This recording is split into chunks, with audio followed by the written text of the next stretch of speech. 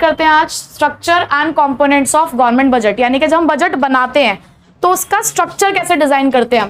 देखो नॉर्मली अपने घर के फंक्शन के लिए बजट जब हम बनाते हैं तो भी हम उसको कुछ पार्ट्स में डिवाइड करते हैं। कुछ तो खर्चे होते हैं आपके जो बहुत बड़े वाले होते हैं, जैसे कि आपको सामान खरीदना है तो सामान खरीदने का आपने बजट बनाया। कुछ ऐसे खर्चे भी तो होते हैं ना जो आपको करने पड़ेंगे, रेगुलरली करने पड़ेंगे आपको उस फंक्शन के दौरान। कुछ खर्चे ऐसे होंगे जो आपको बार बार करने पड़ते होंगे, ठीक है। लेकिन कुछ खर्चे आपके ऐसे होंगे जिससे आपके कोई एसेट बनेगा या आपकी कोई लाइबिलिटी क्रिएट होगी। जैसे कि आपने पैसों का इंतजाम किया, अपने घर पे फंक्शन ऑर्गेनाइज करना था, आपने पैसों का इंतजाम किया, पैसों का इंतजाम करने के लिए आपने कहीं से लोन लिया है तो आपकी लाइबिलिटी बढ़ गई। इसी तरीके से आपने पैसों का इंतजाम करने के लिए आपके पास कोई आपका घर था वो आपने सेल ऑफ कर दिया तो आपका एक एसेट अफेक्ट हुआ, एक एसेट कम हो गया, यानी कि एसेट और लाइबिलिटीज अफेक्ट हो गई। दूसरा, आपने अपने यहाँ पर एक मेड रखी, जब तक आपके यहाँ पे फंक्शन रहेगा आप उसे डे वाइज वेजेस देते हो, डे वाइज आप उसको पैसा देते हो जो आपको देना पड़ेगा, जब तक आपका फंक्शन चल रहा है तब आपको देना पड़ेगा। तो आपने उसका भी एक एस्टिमेट लगाया कि हमारा ये भी एक खर्चा है, ठीक है। घर में मेहमान आएंगे उनको खाना खिलाओगे तो आपको क्रॉकरी भी चाहिए होगी, तो वो भी डे टू डे हो सकता है आती होगी खत्म हो जाती होगी, आती होगी खत्म हो जाती होगी। ये काम, पानी की बॉटल्स आना, कोल्ड ड्रिंक्स आना, नमकीन बिस्किट आना उनको सर्व करने के लिए, तो ये चीज होती रहती होंगी। तो ऐसे कुछ खर्चे जो डे टू डे होते रहते हैं या इनकम जो डे टू डे आती रहती है, ऐसे खर्चे जो हमारे एसेट्स या लाइबिलिटीज को अफेक्ट करेंगे या ऐसी इनकम जो हमारे एसेट्स और लाइबिलिटीज को अफेक्ट करेंगी, तो उनको हम कैटेगरी वाइज डिवाइड करेंगे। तो जब हम गवर्नमेंट का बजट भी बनाते हैं तब भी हमारे कुछ खर्चे ऐसे होते हैं जो डे टू डे आते जाते रहते हैं। कुछ खर्चे ऐसे होंगे जो हमें डे टू डे करने पड़ते होंगे, कुछ रिसीट्स ऐसी होती होंगी जो डे टू डे आती रहती होंगी, और ऐसे भी कुछ खर्चे और इनकम होते होंगे जो हमारी एसेट्स और लाइबिलिटीज को अफेक्ट करते होंगे, ठीक है। तो इसी बेसिस पर हमने अपने बजट को दो पार्ट्स में डिवाइड किया है। पहला पार्ट है हमारा रेवेन्यू बजट और दूसरा पार्ट है हमारा कैपिटल बजट। जो कॉमर्स वाले बच्चे हैं उन्होंने अकाउंटेंसी में रेवेन्यू और कैपिटल वाली चीजें पढ़ी हैं, बट आर्ट्स वाले बच्चे परेशान ना हो, उनके लिए मैं हूं बताने के लिए। आप लोग हैं, देखो जो हमारा गवर्नमेंट बजट का जो स्ट्रक्चर है वो दो पार्ट्स में डिवाइडेड है, रेवेन्यू बजट और कैपिटल बजट। अब रेवेन्यू बजट का मतलब क्या होता है, ऐसे खर्चे और ऐसी इनकम जो आपकी गवर्नमेंट की डे टू डे फंक्शनिंग से जुड़ी है, यानी कि जब आप रेगुलर बिजनेस करते हो तो रेगुलर बिजनेस करते करते आपके पास पैसा आता जाता रहता है। चलो मैं एक एग्जांपल देती हूँ बिजनेस से, इसका एग्जांपल, फिर बजट पे आएंगे हम। किसी की चाय की दुकान ही है, एक छोटा सा टी स्टॉल है उसका, ठीक है। तो एक टी स्टॉल के रेगुलर खर्चे क्या होते होंगे, टी लवर बताओ, रेगुलर खर्चे चाय पत्ती, चीनी, मतलब मंथली भी आता होगा जैसे भी आता होगा, चाय पत्ती, चीनी, दूध, अदरक, ये सब चीजें। ऐसे खर्चे बताओ मुझे जो उसने एक ही बार किए और अब तब तक वो रहेगा जब तक उसका बिजनेस चल रहा है। जो उसने बर्तन लिए होंगे, जो उसका स्टॉल होगा, चलो सिलेंडर भी मंथली चेंज करना पड़ता है, जो स्टोव होगा वो, और लाइटर, ठीक है, हाँ चल जाता है काफी टाइम तक। तो यानी कि एक खर्चा तो आप ऐसा बता रहे हो जो डे टू डे चल रहा है, और एक खर्चा आप ऐसा बता रहे हो जो आपके एसेट को क्रिएट कर रहा है ना। यही है जो आप डे टू डे खर्चा कर रहे हो ना, वो रेवेन्यू है, और जो आप ऐसा खर्चा करो जिससे आपका एसेट क्रिएट हो रहा है वो कैपिटल है। ये तो मैंने एक्सपेंडिचर के एग्जांपल दिए, सेम ऐसे रिसीट का भी यही है। अब उसे डेली चाय बेचकर जो पैसा मिल रहा है वो उसकी रेवेन्यू रिसीट हो गई। और सपोज करो उसने क्या किया, अपना छोटे वाला, उसका जो टी स्टॉल था वो छोटा पड़ रहा था उसे, अब उसने बड़ा खरीदना है तो उसने वो वाला बेचकर दूसरा ले लिया, तो बेचकर पैसा आया ना उसके पास, एसेट बेचकर पैसा आया, तो उसकी कैपिटल रिसीट हो गई। यानी कि ऐसी चीजें जो डे टू डे से जुड़ी हैं वो रेवेन्यू है, एक फिस्कल ईयर के लिए, एक साल के लिए, और ऐसी चीजें जो लंबे समय के लिए जुड़ी हैं जो आपके एसेट्स और लाइबिलिटीज को अफेक्ट कर रही हैं वो कैपिटल है। सिंपल सा तरीका याद करने का, ठीक है। तो रेवेन्यू बजट क्या है, जो डे टू डे फंक्शनिंग को अफेक्ट कर रहा है, और कैपिटल बजट क्या है, which is related to the assets and liabilities of government, जो गवर्नमेंट की एसेट्स और लाइबिलिटीज से जुड़े हैं। 1 year, 1 accounting year. Fiscal year क्या होता है, 1 अकाउंटिंग ईयर, वही फाइनेंशियल ईयर हमारा जो 1 अप्रैल से शुरू होता है 31 मार्च तक चलता है, ठीक है। नेक्स्ट, अब ये रेवेन्यू बजट भी हमारा दो पार्ट्स में डिवाइडेड है, रेवेन्यू रिसीट्स और रेवेन्यू एक्सपेंडिचर। ऐसे ही कैपिटल बजट भी दो पार्ट्स में डिवाइडेड है, कैपिटल रिसीट्स और कैपिटल एक्सपेंडिचर, ठीक है। बहुत डिटेल में अभी हमें पढ़ना है सभी को रेवेन्यू रिसीट्स की, तो पहले उसे ही लेकर चलते हैं। थोड़ा सा कंफ्यूजिंग लगेगा, पर अगर आप लॉजिकली समझोगे तो इस डेफिनेशन को कभी भूलोगे नहीं, ठीक है। लॉजिकली समझना, रट्टा मारने की कोशिश मत करना, क्योंकि सबकी डेफिनेशन आपको सेम सी लगेंगी बिल्कुल। तो रट्टा नहीं मारना है, समझना है कि लॉजिकली वो क्या कह रहे हैं, किस चीज को वो रेवेन्यू रिसीट्स कह रहे हैं। देखो, revenue receipts are those receipts which neither create any liability nor reduce any asset। ऐसी रिसीट्स, ऐसा पैसे का आना जिससे ना तो मेरी कोई लाइबिलिटी बढ़ रही हो, ना तो मेरी कोई लाइबिलिटी क्रिएट होनी, मतलब कोई लाइबिलिटी मेरे पर अराइज नहीं, कोई बर्डन नहीं है मेरे ऊपर, ना ही मेरा कोई एसेट बिका, यानी कि जो पैसा आया है मेरे पास ये एसेट और लाइबिलिटी की वजह से नहीं आया, सिंपल सी बात। और अभी तो मैंने आपको बताया कि रेवेन्यू रिसीट्स या रेवेन्यू बजट क्या कहता है, डे टू डे बिजनेस से जुड़ा है, वो एसेट्स और लाइबिलिटी से जुड़ा ही नहीं है। बात समझ आ रही है? रेवेन्यू रिसीट्स कौन सी रिसीट्स होती है, जिनकी वजह से ना तो कोई लाइबिलिटी बढ़ेगी और ना ही कोई एसेट रिड्यूस होगा। क्यों? क्योंकि ये हमारे डे टू डे बिजनेस से जुड़ा है। नेक्स्ट, ये कैसे होने चाहिए, रेगुलर और रेकरिंग। रेगुलर मतलब डेली बेसिस पे होते हैं, होते रहते हैं। रेकरिंग मतलब जो होते रहते हैं ऐसे खर्चे। Which relates to the normal course of activities. अब एक गवर्नमेंट, सपोज करो गवर्नमेंट स्कूल चल रहा है, तो गवर्नमेंट स्कूल में आप मुझे बताओ रेवेन्यू रिसीट क्या होंगी। गवर्नमेंट स्कूल में फीस, ये रेवेन्यू रिसीट है। क्या फीस के मिलने से गवर्नमेंट के ऊपर कोई बर्डन आया, कोई लाइबिलिटी क्रिएट हुई, क्या उनका कोई एसेट रिड्यूस हुआ? नहीं। गवर्नमेंट हॉस्पिटल में बताइए, ओपीडी फीस जो चलती है उनकी, वही तो क्या कोई लाइबिलिटी क्रिएट हुई, कोई एसेट रिड्यूस हुआ? नहीं। नॉर्मल कोर्स ऑफ बिजनेस से जुड़ा है, डे टू डे आती रहती हैं ऐसी रिसीट्स। ठीक है, तो ऐसी रिसीट्स, तीन बातें पढ़नी है हमने, क्या डेफिनेशन में तीनों बातें लिख कर आनी है आपको कि रेवेन्यू रिसीट्स कौन सी रिसीट्स होती हैं, ऐसी रिसीट्स जो आपकी ना तो लाइबिलिटी को क्रिएट करते ना ही आपके एसेट्स को रिड्यूस करते, रेगुलर है एंड रेकरिंग है और आपके नॉर्मल कोर्स ऑफ बिजनेस से जुड़े हैं। ठीक है, अब ये जो आपकी रिसीट्स हैं ये भी दो तरीके की आपको देखने को मिलेंगी। कौन कौन सी? टैक्स रिसीट्स और नॉन टैक्स रिसीट्स। देखो, जो गवर्नमेंट के पास पैसा आता है, हम किसकी बात कर रहे हैं, गवर्नमेंट बजट की बात कर रहे हैं, तो हम यही देख रहे हैं कि गवर्नमेंट के पास पैसा आता कहां से है। तो रेवेन्यू के केसेस में, यानी कि डे टू डे वाले केसेस में, गवर्नमेंट के पास दो सोर्सेज है रेवेन्यू रिसीट्स के। जो मेन सोर्स है वो है टैक्स। गवर्नमेंट का जो मेन सोर्स ऑफ रेवेन्यू है वो कौन सा है? टैक्स। तो सबसे पहले तो गवर्नमेंट के पास आती है बहुत सारी टैक्स रिसीट्स और दूसरी नॉन टैक्स रिसीट्स। अब टैक्स रिसीट्स क्या होती हैं? यहां पर आप टैक्सेस या अदर ड्यूटीज जो भी गवर्नमेंट आपके ऊपर इंपोज करती है, जो भी ड्यूटीज वो लगाती है, ड्यूटीज का मतलब जैसे कस्टम ड्यूटीज होती है ना, बाहर से अगर आप सामान इंपोर्ट करते हो तो कस्टम क्लियरेंस के लिए भी आपको कुछ ड्यूटीज पे ऑफ करनी पड़ती हैं, तो वो भी है। या टैक्सेस जो हम लोग पे करते हैं, जैसे कि हम जीएसटी पे करते हैं, हम वेल्थ टैक्स पे करते हैं, हम इनकम टैक्स पे करते हैं, तो ये सब चीजें हमारी कौन सी है? टैक्स रिसीट्स का पार्ट है। अभी इसको भी हम डिटेल में पढ़ेंगे, अभी सिर्फ इंट्रोडक्शन है। दूसरा, नॉन टैक्स रिसीट्स क्या होती है? टैक्स के अलावा भी तो गवर्नमेंट बहुत सारा पैसा लेती है आपसे।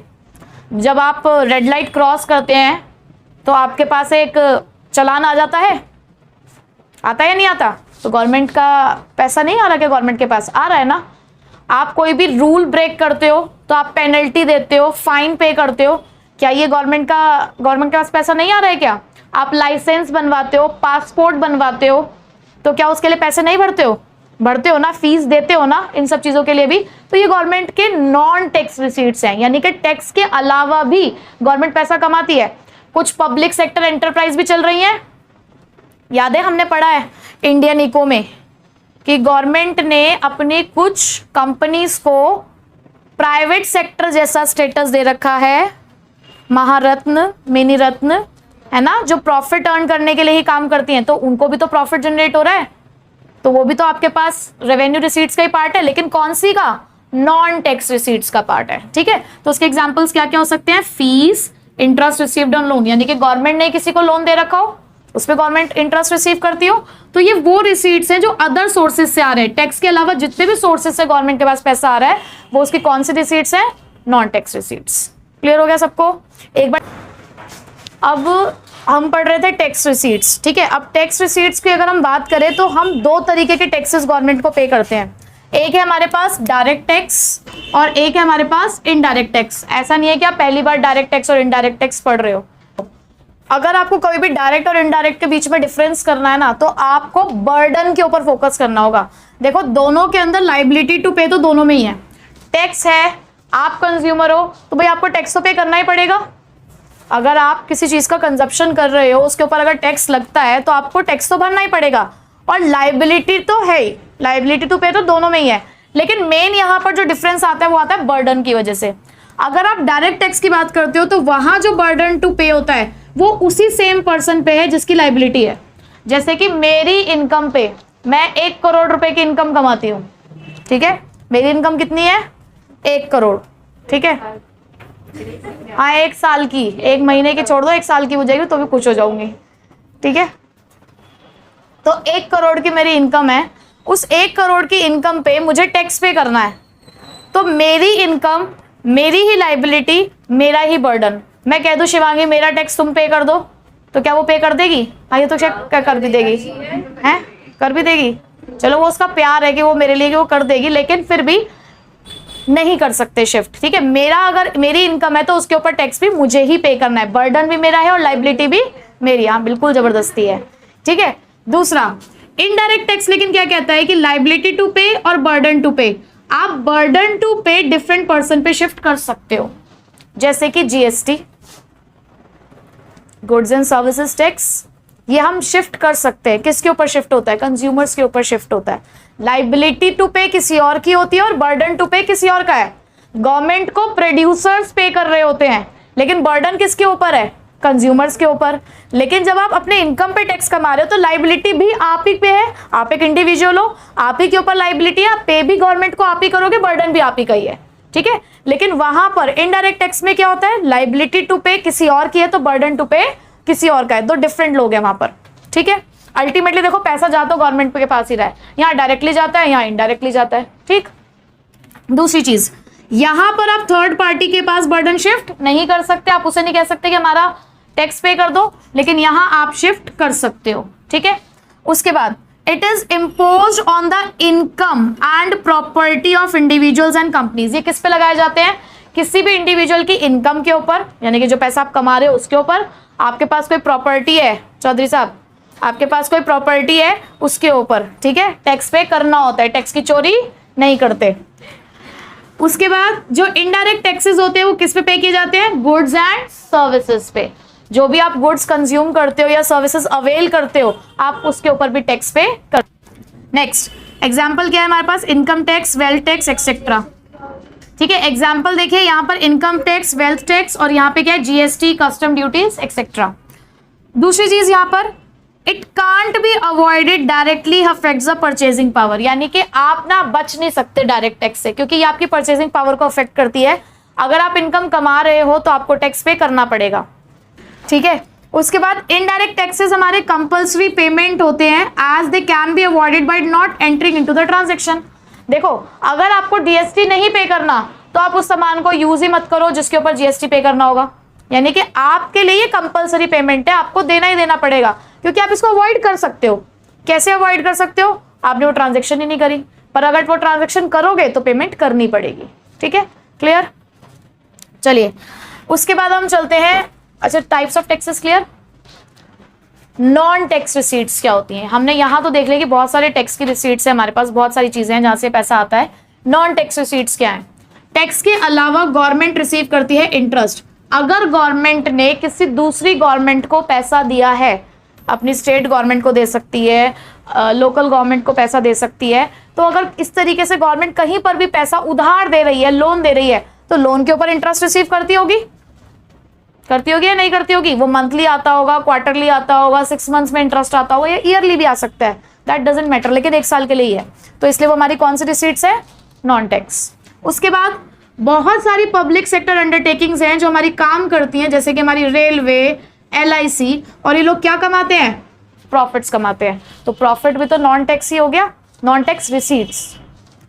उसके बाद dividend receipt by the government. अगर गवर्नमेंट ने इन्वेस्टमेंट कर रखी है किसी दूसरी कंपनी में, शेयर्स वगैरह खरीद रखे हैं, तो शेयर्स के ऊपर क्या रिसीव होते हैं? डिविडेंड रिसीव होता है, तो डिविडेंड भी नॉन टैक्स रिसीट है। उसके अलावा गवर्नमेंट आपसे बहुत सारे फीस और फाइन्स कलेक्ट करता है। गवर्नमेंट ने अपने कुछ रूल्स बना रखे हैं, अगर आप उन रूल्स को ब्रेक करोगे, वायलेट करोगे, तो आपको क्या भरनी पड़ेगी, पेनल्टी या फिर फाइन। उसके अलावा गवर्नमेंट आपको बहुत सारी सर्विसेज देती है, जैसे कि मैंने आपको बताया कि गवर्नमेंट लाइसेंस फीस चार्ज करती है आपसे, गवर्नमेंट आपसे अगर पासपोर्ट बनवाते हो तो उसकी फीस चार्ज करेगी, अगर आप गवर्नमेंट हॉस्पिटल में जाते हो तो ओपीडी फीस दोगे, गवर्नमेंट स्कूल में जाते हो तो वहां पे भले नॉमिनल फीस है लेकिन पे तो करते हो ना आप, ठीक है, तो वो एक नॉन टैक्स रिसीट है। उसके अलावा गवर्नमेंट कई बार क्या करती है कि दूसरी कंट्री जो होती है वो हमारी कंट्री को गिफ्ट्स दे देते हैं, ग्रांट्स दे देते हैं, जैसे कि हमारे मोदी जी आजकल बहुत भाईचारा बढ़ाते हैं तो उनके पास आते रहते हैं, एड्स आती रहती है, दूसरी कंट्री से हेल्प आती रहती है, फाइनेंशियल हेल्प, कभी गिफ्ट्स की फॉर्म में, कभी डोनेशंस की फॉर्म में, तो वो पैसा भी हमारा क्या है, नॉन टैक्स रिसीट ही तो है। अब ये तो चलो कॉमन से आप नाम से पहचान पा रहे हो कि क्या है। ये कुछ 3 हमारी स्पेशल टाइप्स की रिसीट्स है, इसलिए मैंने इसकी डेफिनेशन आपको लिखवाई है यहाँ पर, जिसमें पहला है एस्चीट्स। एस्चीट्स क्या होता है, कई बार होता है कि कोई, अच्छा वो देखे सब लोगों ने धमाल मूवी, वो बड़े डब्ल्यू वाली, नहीं देखी? अरे वो तुम लोगों ने वो देखी नहीं है धमाल? अब जब नहीं देखी तो फिर आधों ने, तो फिर एग्जाम्पल का क्या फायदा। बड़े डब्ल्यू के नीचे वो 10 करोड़ रुपए मिल रहे थे, बड़े डब्ल्यू के अंदर वो 10 करोड़ रुपए थे, वो ऐसे इंसान के थे जिसके आगे पीछे कोई नहीं था, तो आगे पीछे कोई नहीं था तो कहां चले गए थे, गवर्नमेंट की चैरिटी में। ये वही है एस्चीट्स। एस्चीट्स वो क्लेम्स है जो गवर्नमेंट के पास कब आता है, जब किसी ऐसे पर्सन की डेथ हो जाए जिसके आगे पीछे कोई ना हो, जो या तो अपनी कोई विल बनाकर नहीं गया है, और या जिसका कोई लीगल रिप्रेजेंटेटिव नहीं है, कोई उत्तराधिकारी नहीं है, कोई क्लेम करने नहीं आ रहा है उसकी प्रॉपर्टी पर, तो उस चीज के ऊपर किसका अधिकार आ जाता है, गवर्नमेंट का। तो दिस इज एस्चीट्स। एस्चीट्स क्या है, वो क्लेम है जो कि किस चीज के ऊपर, on the property of a person who dies without living behind any legal representative और अ विल, जो कुछ भी लिख कर नहीं गया, इसलिए हमेशा लिख कर जाना चाहिए कि आपको अपना पैसा कहाँ देना है, ठीक है, तो समय से आप अपनी अपनी बिल्स बना लें। मतलब इसके नाम करके जाओ, मैं पहले इतनी प्रॉपर्टी लेके बैठे तो शर्म नहीं आती, तुम मेरे नाम कर देना बल्कि, और अभी कर दो, कब तक वेट करूंगी मैं, अभी कर दो। Next 4 features. देखो 4 फीचर बेसिकली वैसे होता क्या है, एक तरीके से किसी चीज को कैंसिल कर देना, जब्त कर लेना, ठीक है। तो 4 फीचर्स का मतलब यहाँ क्या है, ये एक तरीके की पेनल्टी लग रही है आपके ऊपर, मतलब आपके ऊपर एक तरीके का क्या है, एक भार है। किस चीज का भार है, that which are imposed by the court for the non compliance of order. Court ने आपको कुछ ऑर्डर दिया, आपने वो ऑर्डर नहीं माना, जैसे कि सपोज करो आपकी कोई प्रॉपर्टी है, आपको उसके ऊपर लैंड का टैक्स पे करना है या प्रॉपर्टी टैक्स पे करना है, आप नहीं पे कर रहे हो, गवर्नमेंट आपको रेगुलर कोर्ट जो है आपके पास नोटिस जारी हो रहे हैं, आपको रिमाइंडर्स आ रहे हैं, अब गवर्नमेंट लास्ट रिमाइंडर देता है एक, अगर उस लास्ट रिमाइंडर के बाद भी अगर आपने वो टैक्स नहीं भरे, आपने वो सारे चार्जेस नहीं क्लियर करे, तो गवर्नमेंट आपकी प्रॉपर्टी को जब्त कर लेगी। दिस इज 4 फीचर, ठीक है। यानी कि 4 फीचर क्या होता है, एक ऐसी पेनल्टी जो कोर्ट आपके ऊपर तब लगाती है जब या तो आप अपने कॉन्ट्रैक्ट्स पूरे नहीं करते या आप गवर्नमेंट के ऑर्डर्स को नहीं मानते हैं। लास्ट है हमारे पास स्पेशल असेसमेंट। अब इस स्पेशल असेसमेंट्स क्या है, मुआवजा तो सुना ही होगा, मुआवजे मिलते हैं, नहीं पता? शिवांगी तुम इस दुनिया में नहीं रहती हो क्या?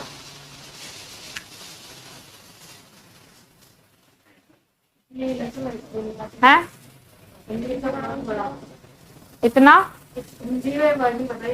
अच्छा, अब इंग्लिश वाला तो मुझे भी याद नहीं आ रहा, मुआवजे को इंग्लिश में क्या बोलते हैं,